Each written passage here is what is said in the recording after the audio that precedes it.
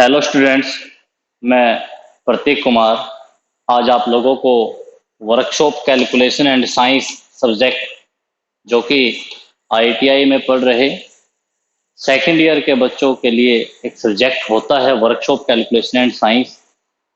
उस सब्जेक्ट के कुछ क्वेश्चन है मेरे पास पीडीएफ फाइल में, और वो क्वेश्चंस जो हैं वो आपके मॉड्यूल वाइज हैं और चैप्टर वाइज हैं।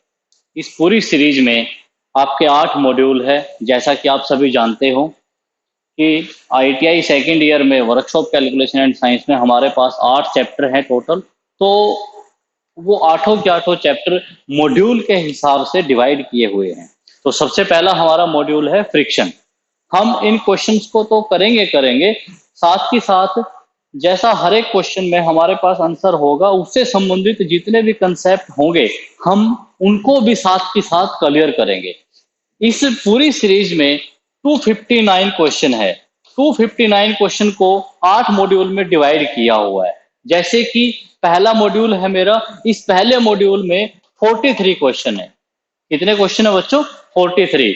तो मैं अलग अलग मॉड्यूल के लिए अलग अलग से वीडियो बना के डालूंगा। तो सबसे पहला क्वेश्चन स्टार्ट करते हैं। फर्स्ट क्वेश्चन है which is the law of the friction. मतलब ये पूछा है कि फ्रिक्शन का लॉ क्या है, फ्रिक्शन का नियम क्या है। पहले तो मैं आपको इस चैप्टर का थोड़ा सा बेसिक बताना चाहता हूं। फ्रिक्शन यानी कि घर्षण। फ्रिक्शन होता क्या है? पहले तो मैं आपको फ्रिक्शन की नेसेसिटी बता देता हूं कि जरूरत क्या है। फ्रिक्शन अगर नहीं होता तो क्या होता, और फ्रिक्शन हमारे लिए फायदेमंद भी है और साथ में अगर फ्रिक्शन है तो हमें नुकसान भी होता है। वो डिपेंड करता है हमारा हम किस तरह का कार्य कर रहे हैं। घर्षण क्या है पहले तो मैं आपको ये बता देता हूं। अगर इस पूरी अर्थ के ऊपर घर्षण ना होता, फ्रिक्शन ना होता, तो अगर मैं स्टेशनरी हूं, खड़ा हूं, तो कभी भी जिंदगी में चल नहीं सकता था, और जो वस्तुएं चल रही हैं वो कभी रुक नहीं सकती थी। आप लोग सभी शौक हो गए ये बात सुन के कि घर्षण का हमारे जीवन में इतना महत्व है। घर्षण के बिना जो वस्तुएं स्थिर है वो कभी गति में नहीं आ सकती थी अगर घर्षण ना होता इस पृथ्वी के ऊपर, और जो वस्तुएं गतिमान है वो कभी स्थिर नहीं हो सकती थी। मैं आप लोगों को एक छोटा सा क्वेश्चन बताता हूँ, एक छोटा सा कंसेप्ट बता के इस टॉपिक को क्लियर करना चाहता हूँ। हमारे पास 3 कंडीशन है, हमारे पास 3 तरह की सतह है। वो 3 सतह कौन कौन सी है? एक तो हमारे पास है मार्बल का फर्श। ये फर्श जो है ये कैसा है? मार्बल का फर्श है। ठीक है बच्चों। एक हमारे पास है मिट्टी की सतह, मिट्टी की सतह। और एक हमारे पास है जैसे कि हमारी सड़क वगैरह होती है, रोड। ठीक है बच्चों। अब आप लोग प्रैक्टिकली इस बात को सोचना। सपोज करो आप एक स्कूटर ड्राइव कर रहे हो, बाइक ड्राइव कर रहे हो, गाड़ी ड्राइव कर रहे हो, साइकिल ड्राइव कर रहे हो, या खुद दौड़ रहे हो। तो अब एक बात को आप अपने दिमाग में सोचना, अगर आपको अचानक दौड़ते दौड़ते अचानक रुकने के लिए कहा जाए, रुकने के लिए कहा जाए, तो आप इन तीनों सतह में से, एक मार्बल का फर्श है, एक मिट्टी की सतह है, कच्चा रास्ता है मतलब, एक हमारा रोड है तारकोल वगैरह से बना हुआ है, तो आप सबसे ज्यादा टाइम किस सतह पर रुकने के लिए लोगे? कौन सी सतह पर लोगे सबसे ज्यादा? फर्श पे। बल आपने बराबर लगाया तीनों कंडीशन में। ठीक है। अब मैं इस केस को इसको गाड़ी के हिसाब से आपको समझाना चाह रहा हूं। मान लो हम स्कूटर चला रहे हैं, स्कूटर हमारा चल रहा है वो है 60 किलोमीटर पर आवर की स्पीड से। ठीक है बच्चों। वो मेरा स्कूटर जो है वो कच्चे रास्ते पे चल रहा है, मैंने ब्रेक लगाए, ठीक है, तो स्कूटर मेरा रुक जाएगा।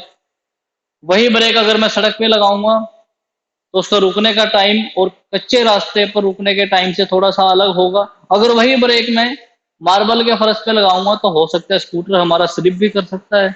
अब मैं उस मार्बल के फर्श पर यदि कोई चिकना पदार्थ, पेट्रोल या कोई लुब्रिकेंट बिखेर देता हूं, बिखेरने के बाद ब्रेक लगाऊंगा तो क्या हम रुकेंगे? नहीं रुक पाएंगे, स्किड कर जाएंगे। इसका मतलब ये है कि जो हम फोर्स लगा रहे हैं, जो ब्रेक लगा रहे हैं, वो हमें नहीं रोक रहे। हमें कौन रोक रहा है? हमारे जो टायर हैं व्हीकल के, जो टायर और जो सतह है, उनके बीच में जो घर्षण है वो हमें रोकता है। तो फ्रिक्शन का इतना महत्व है। अगर फ्रिक्शन ना होता अर्थ के ऊपर, तो जो वस्तुएं गति में है वो कभी रुक ना सकती, और जो वस्तुएं रुकी हुई हैं वो कभी गति ना कर सकती। ठीक है बच्चों, तो मेरे हिसाब से आप लोगों को फ्रिक्शन का बेसिक कंसेप्ट समझ में आया होगा। इससे संबंधित कुछ टर्म्स है वो भी मैं आप लोगों को बता देना चाहता हूं। सपोज करो ये मेरे पास एक ब्लॉक है। क्या है ये? एक ब्लॉक। या आप ये भी कह सकते हो कि ये एक मेज है, और मेज के ऊपर आप लोगों ने एक बुक को रख रखा है। ये आपकी बुक रखी हुई है, पढ़ने की किताब रखी हुई है। अच्छा, ये हमें पता है कि our earth behaves like as a big magnet. हमारी जो पृथ्वी है, धरती है, वो एक बड़े चुंबक की भांति कार्य करती है, और उसके अंदर एक अट्रैक्टिव पावर है, आकर्षण करने की एक शक्ति है। हम कब जब भी किसी वस्तु को ऊपर फेंकते हैं वो हमेशा नीचे ही आती है। क्यों? क्योंकि पृथ्वी हमारी एक बड़े चुंबक के रूप में कार्य करती है और अपनी तरफ वस्तुओं को खींच लेती है। उसको हम कहते हैं गुरुत्वाकर्षण। ठीक है बच्चों, उसको हम कहते हैं गुरुत्वाकर्षण। तो जैसे ये मैंने यहाँ पे ये मार्कर जो है मैंने अपने हाथ पे रख लिया, अगर मैं अपना हाथ हटा लेता हूं तो ये नीचे ही जाएगा। तो इसका मतलब ग्रेविटी जो है, ग्रेविटी की वजह से पृथ्वी वस्तुओं को अपनी तरफ आकर्षित करती है। तो ये वस्तु मैंने यहाँ पे टेबल पे रख दी, ये बुक थी, टेबल पे रख दी, या कोई बॉडी थी, उसको मैंने एक रफ सरफेस पे रख दिया या एक सतह पे रख दिया। तो इस बॉडी का वेट जो है वो कहाँ पे जाएगा? नीचे की तरफ जाएगा। और वेट को हम दिखाएंगे W से। वेट को बच्चों हम दिखाएंगे W से। इस बॉडी का वेट जो है वो नीचे की तरफ एक्ट होगा। अब अगर आप लोगों को याद है तो न्यूटन के गति के नियम थे, 3 नियम थे, पहला, दूसरा और तीसरा। पहले नियम में न्यूटन ने यह कहा था, 3 नियम थे। पहले नियम में न्यूटन ने यह कहा था कि जो वस्तुएं स्थिर अवस्था में है, स्थिर अवस्था में रहना चाहती है। जो वस्तुएं गति में है वो गति में रहना चाहती है। कब तक? जब तक उनके ऊपर कोई बाह्य बल लगाया नहीं जाता। ये तो हमारा था पहला नियम। दूसरा नियम था हमारा फोर्स से संबंधित, बल से संबंधित। और तीसरा जो नियम था न्यूटन का वो ये था, to every action there is an opposite and equal reaction. अगर हम किसी वस्तु पे कोई भी क्रिया करते हैं तो उसका रिस्पॉन्स हमें मिलता है। मैं आपको एक एग्जांपल बताना चाहता हूं। एक टेनिस बॉल ले लेते हैं, उस टेनिस बॉल को हम दीवार पे फेंक के मारते हैं, वो हमारी तरफ वापस आएगी। नेक्स्ट टाइम हम क्या करते हैं, थोड़ा सा और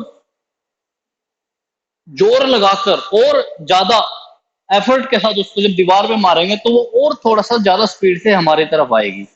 तो इसका मतलब ये है, जितना वो बॉल उस दीवार पे एक्शन करती है, दीवार भी उस बॉल पे उतना ही रिएक्शन करती है। तो न्यूटन के थर्ड लॉ के अनुसार to every action there is an opposite and equal reaction. तो इसका मतलब इस बॉडी का वेट अगर नीचे की तरफ होगा तो ऊपर की तरफ जो है वो हमारी नॉर्मल रिएक्शन होगी।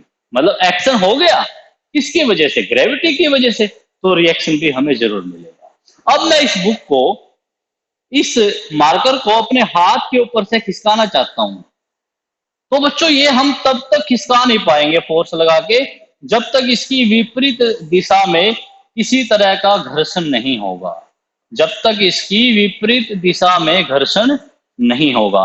तो यहां से हमारी 2 बातें क्लियर होती है कि जो बॉडी का वेट है वो तो नॉर्मल रिएक्शन के इक्वल है, यानी कि W बराबर है R के। और ऐसे ही जो हमारा फोर्स है वो किसके बराबर है? घर्षण के बराबर है। और यहां से कुछ बातें और हमें सीखने को मिलेंगी। क्या सीखने को मिलेंगी? कि कभी भी घर्षण कॉन्टैक्ट एरिया कितना है उसके ऊपर डिपेंड नहीं करता। वो डिपेंड करता है उस सतह का नेचर कैसा है। वो मार्बल का फर्श है, वो कच्चा रास्ता है, वो रोड है, या पेट्रोल बिखेरा हुआ हमारे पास एक रोड है।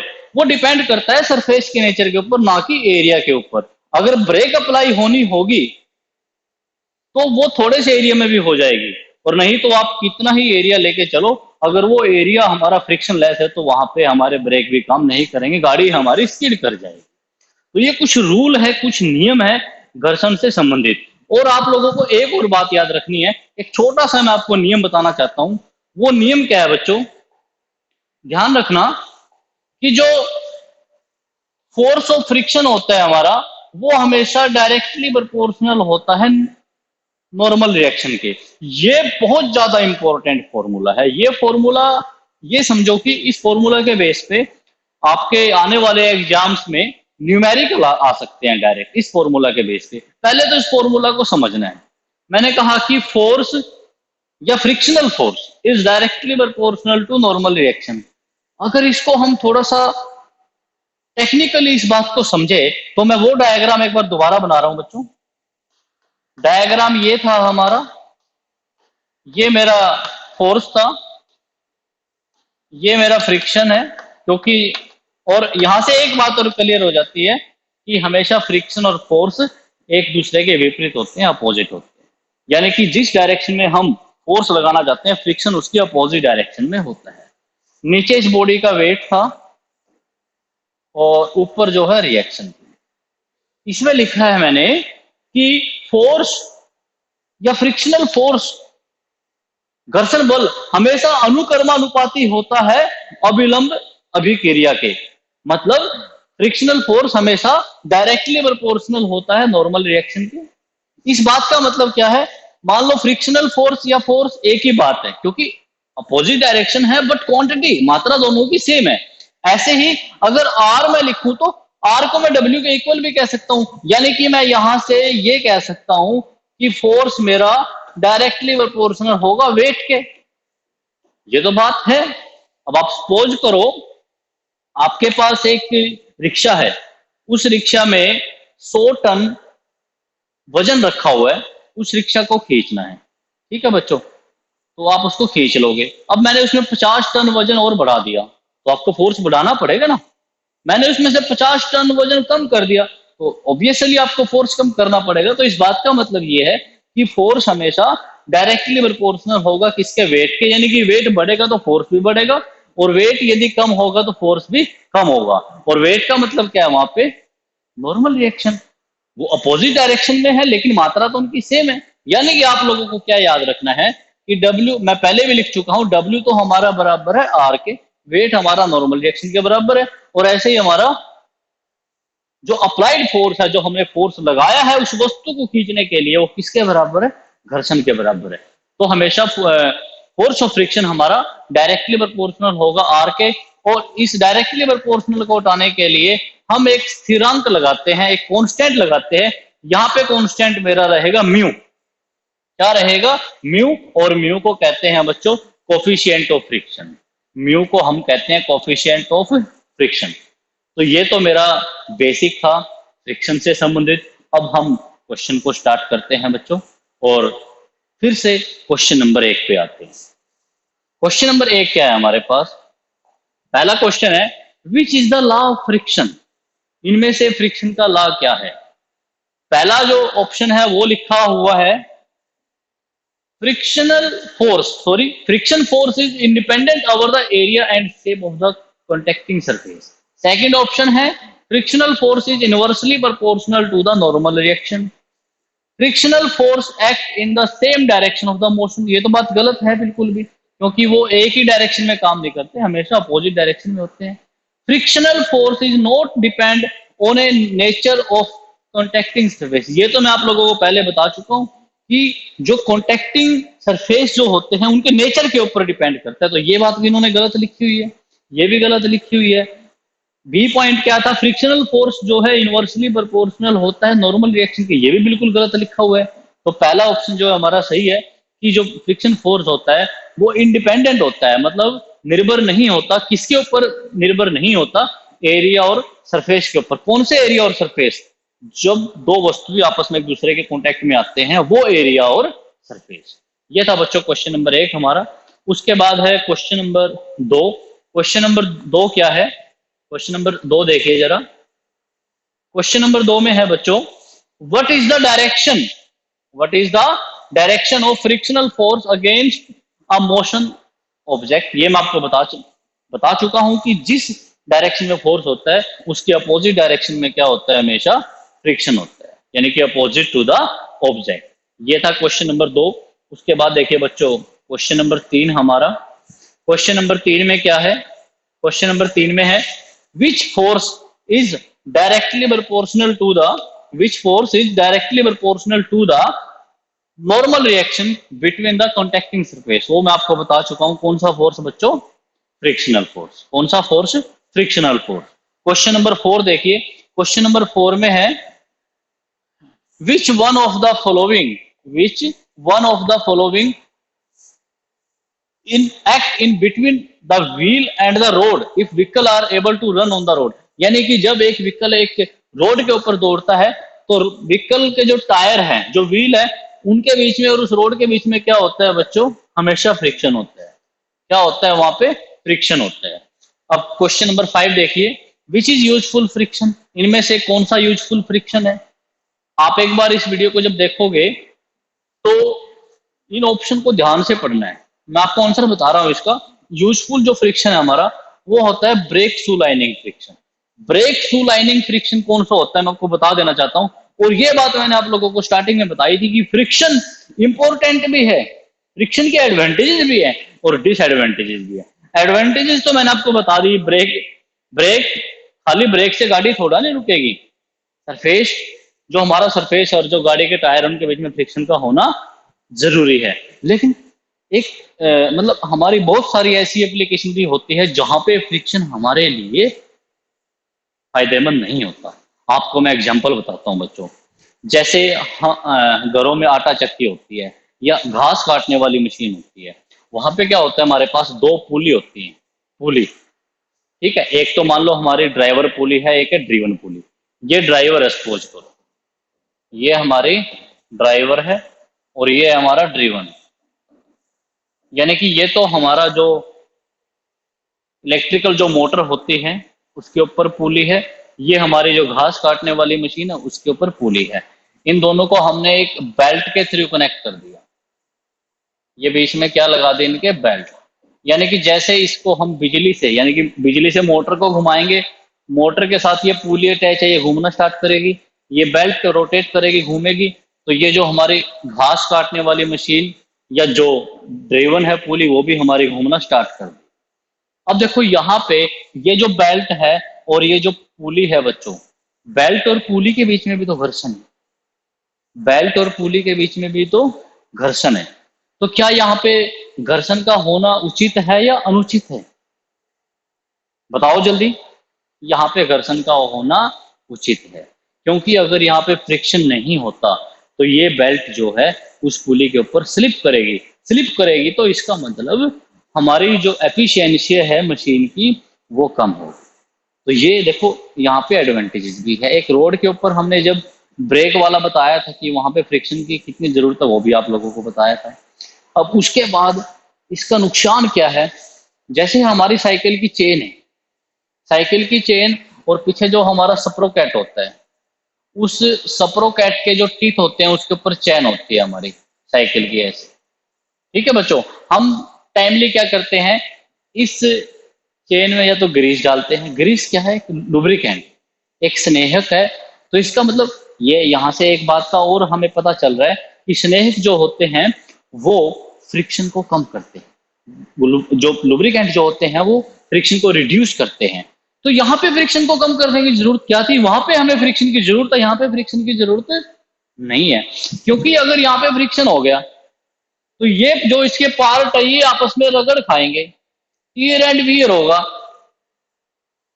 हीट उत्पन्न होगी, उष्मा उत्पन्न होगी, हीट जनरेट होगी और जिसकी वजह से हमारे ये पार्ट जो है टूट जाएंगे। तो इसका मतलब डिपेंड करता है कि हम उसको कहाँ पे यूज कर रहे हैं, कौन सी एप्लीकेशन है हमारी।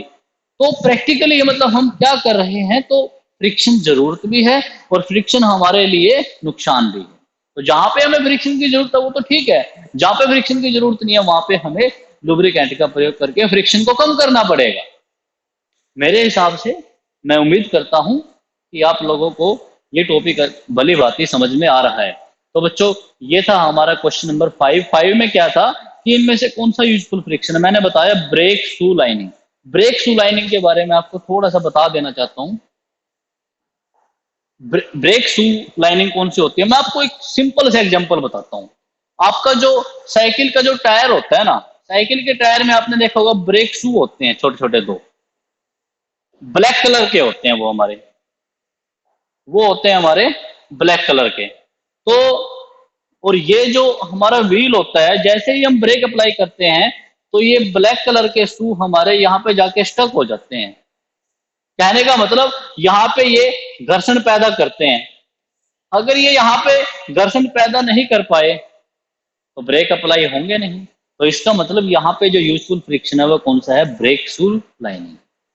ठीक है बच्चों, ये था हमारा क्वेश्चन नंबर 5। उसके बाद आप देखिए क्वेश्चन नंबर 6। क्वेश्चन नंबर 6 क्या है, अब इसने पूछा है कि यहाँ पे वेस्टफुल फ्रिक्शन कौन सा है। वेस्टफुल फ्रिक्शन कौन सा है, कौन सा है वेस्टफुल। यहाँ पे देखो जो टायर्स है फ्लोर पे वो भी हमारे लिए जरूरतमंद है। ब्रेक शू लाइनिंग पहले बता चुके हैं, ठीक है, यूजफुल है। क्लच वाला भी ऐसे ही होता है, क्लच प्लेट जो होती है उनमें भी हमारे फ्रिक्शनल मैटर होते हैं। ठीक है, एक्चुअली क्लच प्लेट हमारा क्या करते हैं उसको हम ऑटोमोबाइल में पढ़ाएंगे कभी।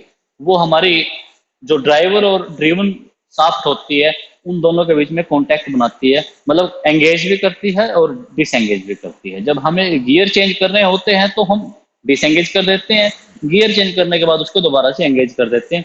तो वहां पे भी फ्रिक्शनल एक हमारे पास लाइनिंग होती है फ्रिक्शन की। लेकिन जो रियर एक्सल गियर होते हैं, यानी कि जो गाड़ी में हमारा पीछे वाला जो एक्सल होता है, एक फ्रंट होता है आगे वाला, एक होता है रियर, वहां पे जो हमारा फ्रिक्शन होता है वो वेस्टफुल होता है। ठीक है बच्चों, उसके बाद क्वेश्चन नंबर 7 है, which is depend on frictional force. इनमें से फ्रिक्शनल फोर्स के ऊपर क्या डिपेंड करता है, मेटल डिपेंड करती है, कॉन्टैक्ट सरफेस डिपेंड करते हैं, क्वांटिटी ऑफ कॉन्टैक्टिंग मटेरियल। नहीं, ये मैं पहले आपको बता चुका हूं कि जो हमारे कॉन्टैक्ट सरफेस होते हैं उनका नेचर ही, उनके नेचर के ऊपर ही हमारा फ्रिक्शन डिपेंड करता है। उसके बाद बच्चों क्वेश्चन नंबर 8 है, how coefficient friction, coefficient of friction is expressed. ये मैं आप लोगों को पहले भी बता चुका हूं, ये मैं आप लोगों को पहले भी बता चुका हूं कि एफ जो होता है हमारा, एफ जो होता है हमारा वो बच्चों इक्वल होता है म्यू आर के।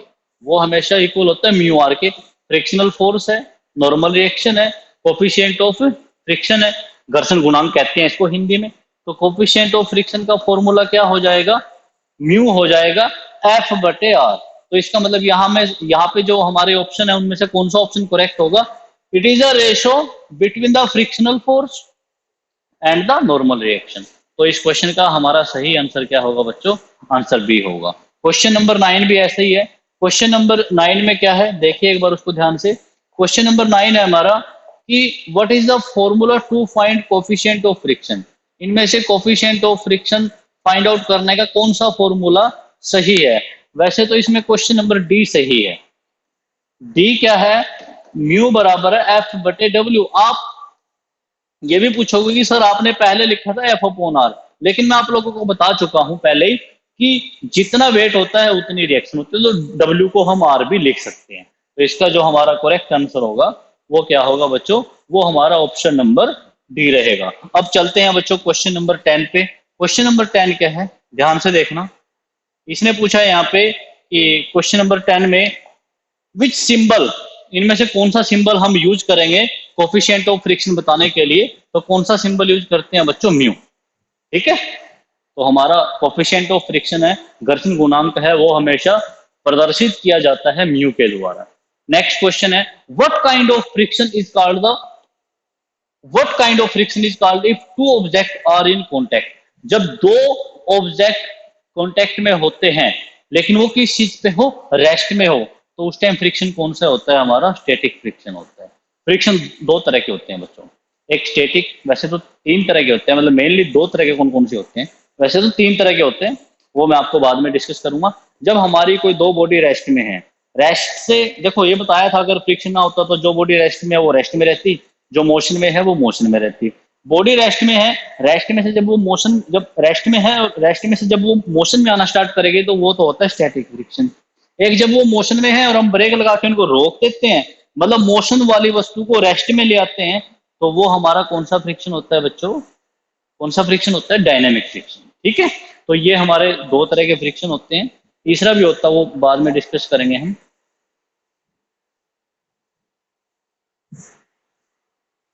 उसके बाद है क्वेश्चन नंबर 12।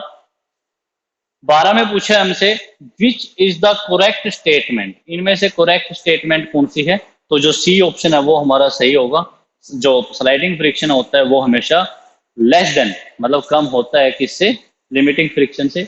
उसके बाद क्वेश्चन नंबर 13, क्वेश्चन नंबर 13 में हमसे ये पूछा है what is the formula, what is the formula to find the force if the object is just move to the plane? ये हम बाद में जैसे आप लोगों को मैंने हॉरिजॉन्टल पे बताया था स्टार्टिंग में, वर्टिकल पे हम बाद में इस चीज को डिस्कस करेंगे कि ये बॉडी का वेट होता है, ये नॉर्मल रिएक्शन होती है।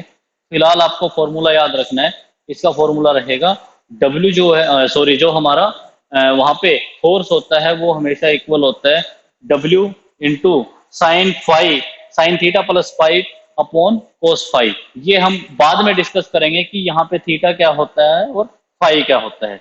ये था बच्चों क्वेश्चन नंबर 13।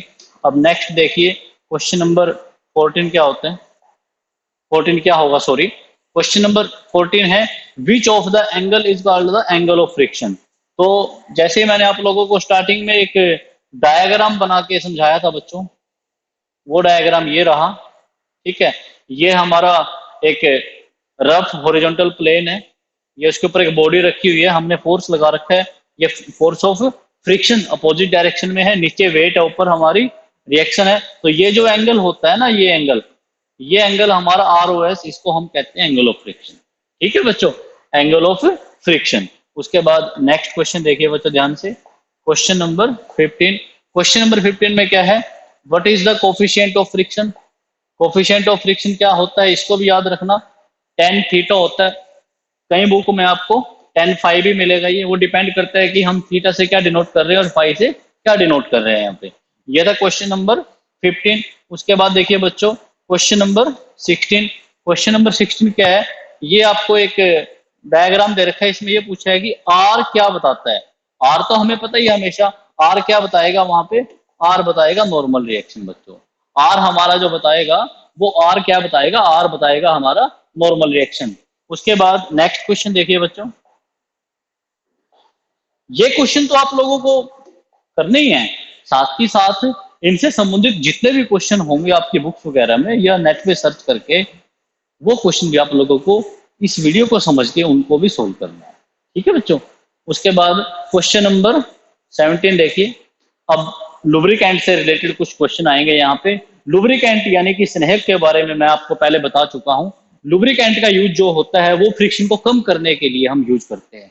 एक एग्जांपल आपको समझाया था कि हमारी साइकिल की जो चेन होती है वो चेन स्प्रोकेट के ऊपर रोटेट करती है। स्प्रोकेट जो होते हैं जिसको हम गियर कहते हैं, गियर नहीं कह सकते, गियर छोटे होते हैं, स्प्रोकेट हमारा जो होता है वो एक व्हील पे होता है। ठीक है बच्चों, तो वहां पे फ्रिक्शन कम करने के लिए उसमें कभी ग्रीस लगाते हैं, कभी लुब्रिकेटिंग ऑयल लगाते हैं।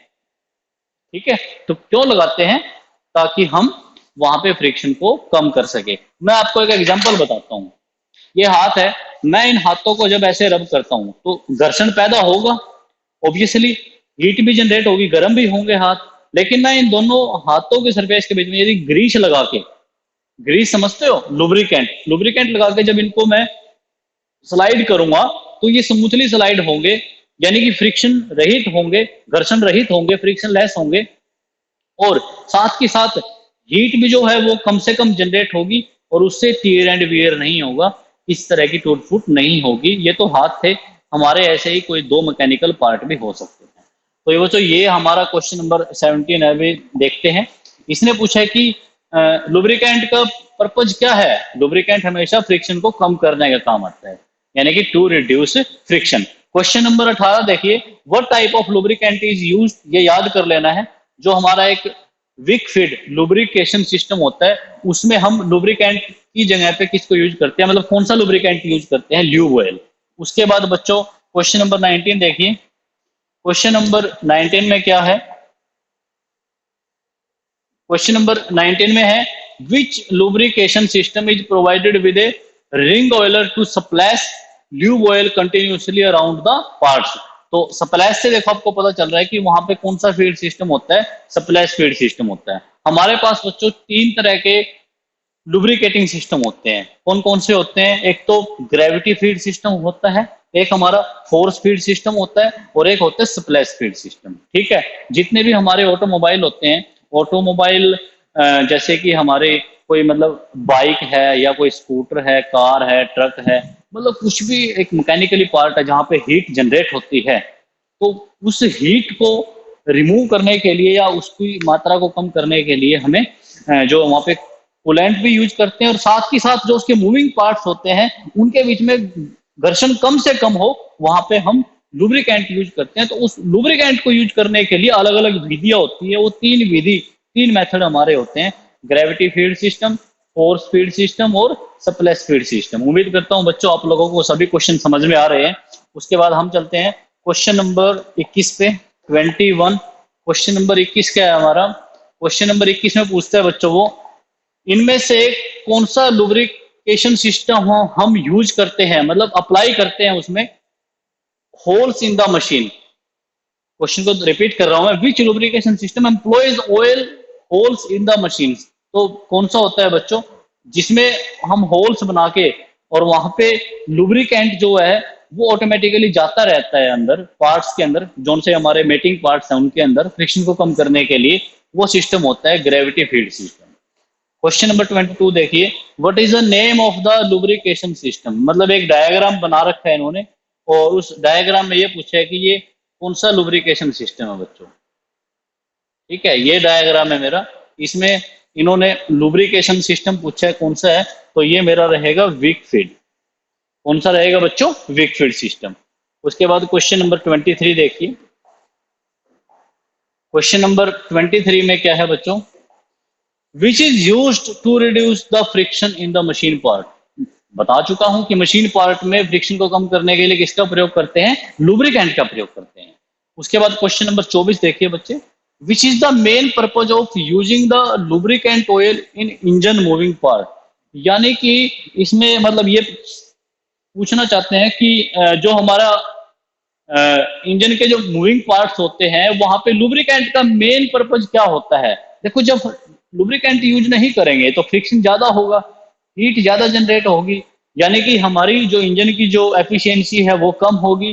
तो हम लुब्रिकेंट का प्रयोग जो है करेंगे एफिशिएंसी को बढ़ाने के लिए, उसकी अक्षमता को बढ़ाने के लिए। उसके बाद बच्चों क्वेश्चन नंबर 25 देखिए, 25 देखिए। क्वेश्चन नंबर 25 में है which is the correct statement. पूछ रहा है वो कि इनमें से कौन सी स्टेटमेंट सही है, सॉरी कौन सी स्टेटमेंट सही है।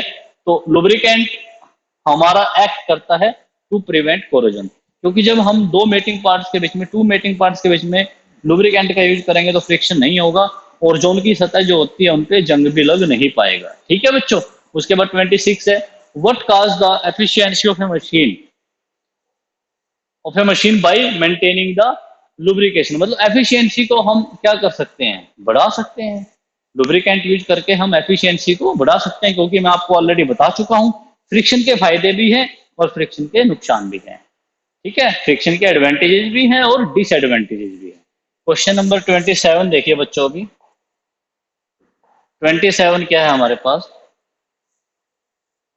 ये पूछ रहे हैं कि ये जो इंस्ट्रूमेंट है यूज फॉर लुब्रिकेशन के लिए इसका यूज करते हैं, तो इस इंस्ट्रूमेंट का नाम क्या है। देखो इसका जो हैंडल है वो टी शेप में है, तो नाम इसके शेप से पता चल रहा है कि ये हमारा टी हैंडल प्रेशर गन है बच्चों। यहाँ से मतलब इसको हम रिलीज कर सकते हैं, प्रेशर को रिलीज भी कर सकते हैं और प्रेशर को बढ़ा भी सकते हैं। ठीक है, जैसे स्क्रू जैक में होता है सेम वैसे ही। उसके बाद क्वेश्चन नंबर 28 देखिए। 28 में क्या है बच्चों, which principle of lubrication can be employed. तो यहाँ पे कौन सा होता है, इस जो ये पार्ट है हमारा इसमें होता है ग्रेविटी फील्ड सिस्टम होता है बच्चों। उसके बाद क्वेश्चन नंबर 29 देखिए। 29 में क्या है, which way the coolant act as a lubricant. मतलब इस बात का मतलब क्या है कि जो कूलेंट भी जो होता है, कूलेंट क्या होता है, कूलेंट आप लोगों ने देखा होगा हमारे जितने भी फोर व्हीलर होते हैं उनमें वाटर कूलिंग सिस्टम होता है। यानी कि जब हम गाड़ी को ज्यादा टेम्परेचर पे ज्यादा लंबी दूरी तक ड्राइव कर लेते हैं तो हमें आगे रेडिएटर में पानी डालना पड़ता है। एक्चुअली उसके अंदर एक कूलिंग किट होती है। वो कूलिंग किट क्या होती है, इंजन के चारों तरफ जितनी भी हीट होती है वो सबको लेके आती रहती है और ठंडा पानी जो है उस किट में से जाता रहता है। तो और जो हमारे टू व्हीलर होते हैं उनमें एयर कूलिंग सिस्टम होता है। उनमें क्या होता है, एयर कूलिंग सिस्टम होता है जिसकी वजह से हम अपने इंजन और उसके पार्ट्स को ठंडा रखते हैं। तो इसने पूछा कि यहाँ पे, यहाँ मतलब इसमें कौन सा ऐसा मतलब जो कूलेंट जो है हमारा वो एक लुब्रिकेंट की तरह काम करता है। तो मेनली काम क्या होता है कूलेंट का, हीट को निकालना होता है, to carry away the heat. अब बच्चों क्वेश्चन नंबर 30 से, और इस पहले मॉड्यूल में आगे जितने भी क्वेश्चन है सब न्यूमेरिकल है। उनमें से मैं आपको दो चार न्यूमेरिकल बता देता हूँ। और ये सभी के सभी न्यूमेरिकल जो है पहले मैं बता चुका हूँ कि इस फॉर्मूले के ऊपर डिपेंड करेंगे। एफ बराबर है म्यू आर, आर को हम डब्ल्यू भी कह देते हैं। ये मेरा फोर्स भी है और ये मेरा फ्रिक्शन भी है, ठीक है, क्योंकि दोनों अपोजिट डायरेक्शन में है बट क्वांटिटी उनकी सेम है। और म्यू क्या है मेरा, यहाँ पे म्यू है बच्चों घर्षण गुणांक, कोफिशिएंट ऑफ फ्रिक्शन। तो क्वेश्चन नंबर 30 देखिए अभी। 30 क्वेश्चन क्या है, what is the force required to move a body. मतलब एक बॉडी को मूव कराने के लिए कितने फोर्स की जरूरत पड़ेगी ऑफ मास 1000 kg। यानी कि उस बॉडी का जो मास है वो 1000 किलोग्राम है। If the coefficient of friction is 0.4, coefficient of friction की वैल्यू वहां पे 0.4 है और उन्होंने कहा है कि 1 किलोग्राम को 10 न्यूटन मान लीजिए। ठीक है बच्चों, क्वेश्चन की स्टेटमेंट दोबारा पढ़ रहा हूं मैं, उसको समझना है। देखो यहाँ पे हमारे पास एक बॉडी है, इस बॉडी का मास है 1000 किलोग्राम।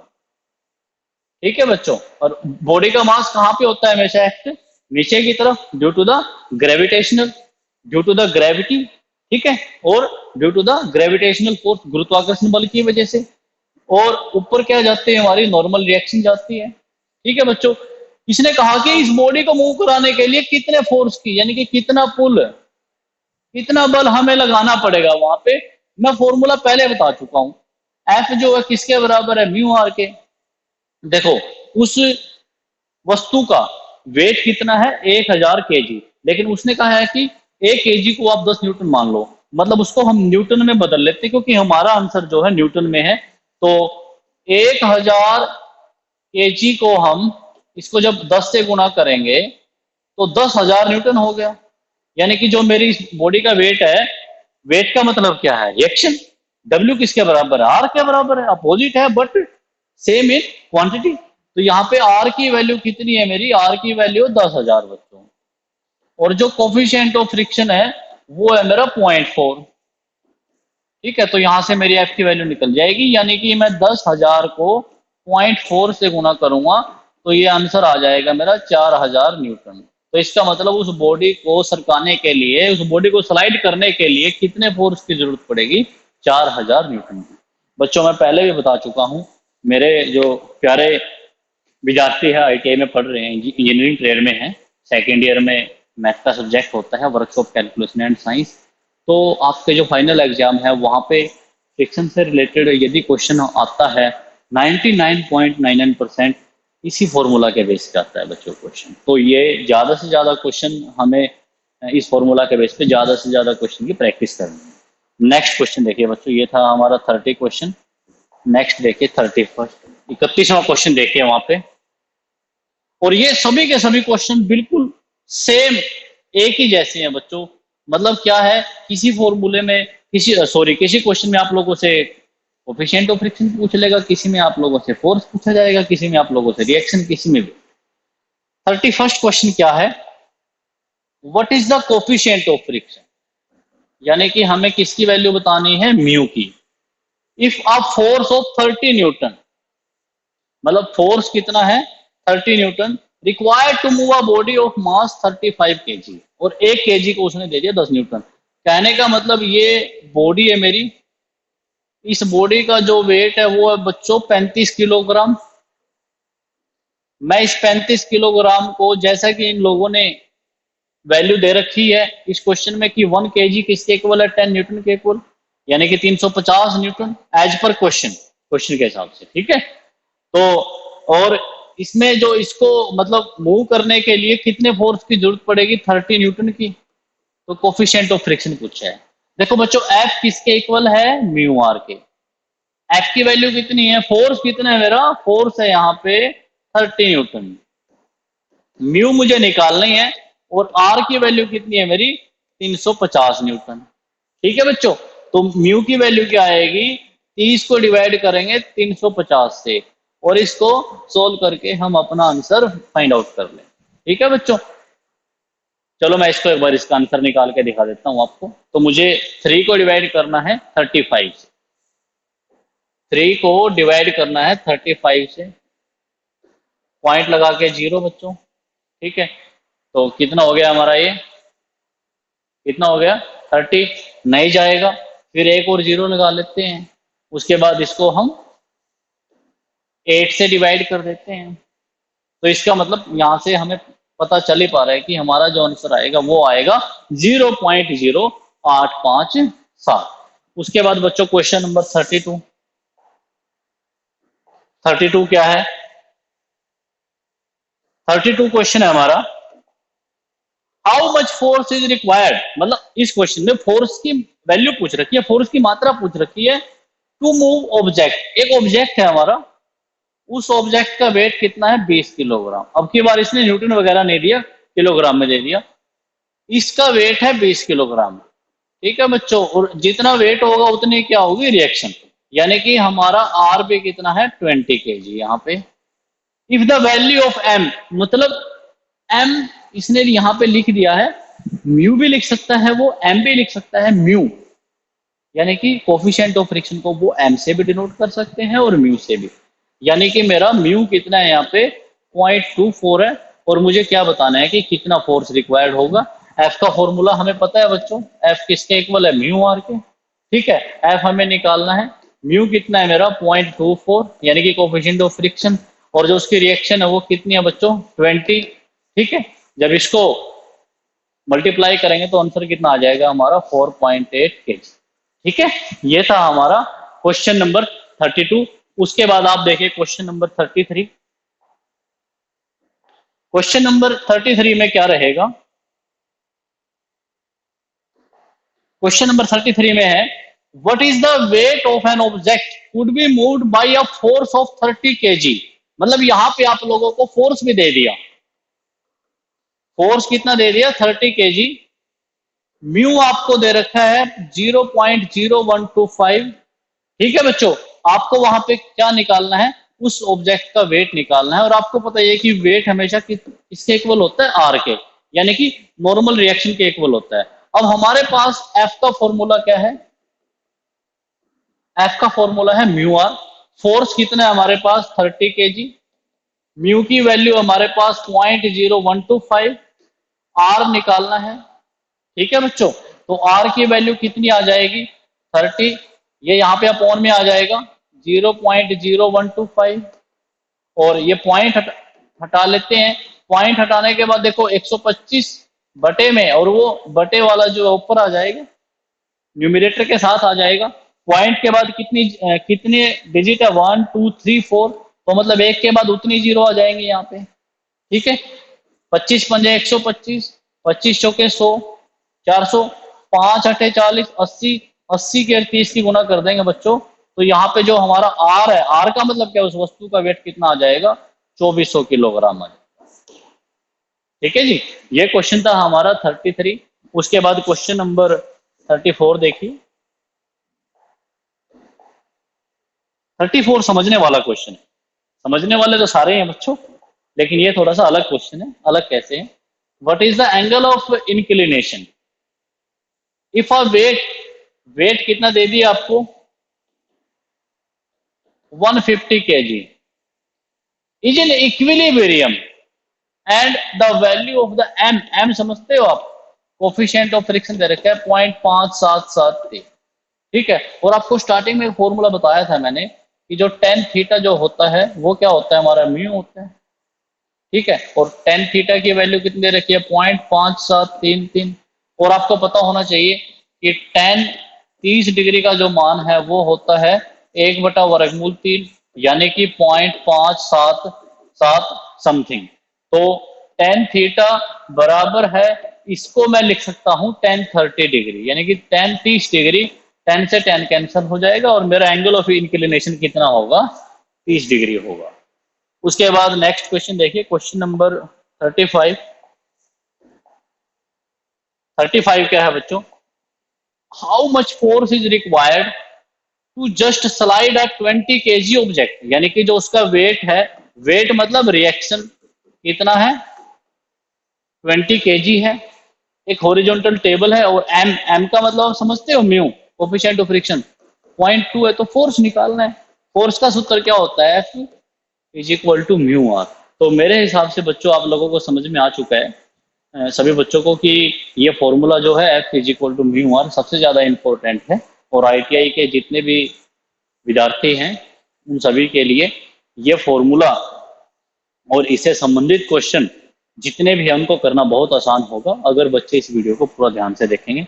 तो बच्चों इस जो ये हमारे पास निमी क्वेश्चन बुक के नाम से ये पीडीएफ फाइल है, आपको पहले बता चुका हूँ, इसमें 259 क्वेश्चन, 259 क्वेश्चन में से इस चैप्टर के अंदर, यानी कि जो हमारा पहला मॉड्यूल है, मॉड्यूल कौन सा है ये, फ्रिक्शन, इस चैप्टर के अंदर हमारे 41 क्वेश्चन, सॉरी माफ करना, 43 क्वेश्चन है। और ये आगे जितने भी क्वेश्चन हैं सभी के सभी क्वेश्चन जो अभी फॉर्मूला बताया है वो F is equal to mu R, सभी के सभी उसी के ऊपर बेस्ड हैं। तो ये पीडीएफ फाइल सभी बच्चों के पास होगी, तो इसमें से जो हमने क्वेश्चन अभी छोड़ दिए हैं उन क्वेश्चनों की भी प्रैक्टिस करनी है, और साथ ही साथ इनसे संबंधित जितने भी क्वेश्चन है, जितने भी कंसेप्ट है, बुक से पढ़ना है, उनके नोट्स बनाने हैं और उन क्वेश्चंस की प्रैक्टिस करनी है। तो इसी के साथ मैं आप लोगों से विदा लेना चाहूँगा। धन्यवाद स्टूडेंट, थैंक यू।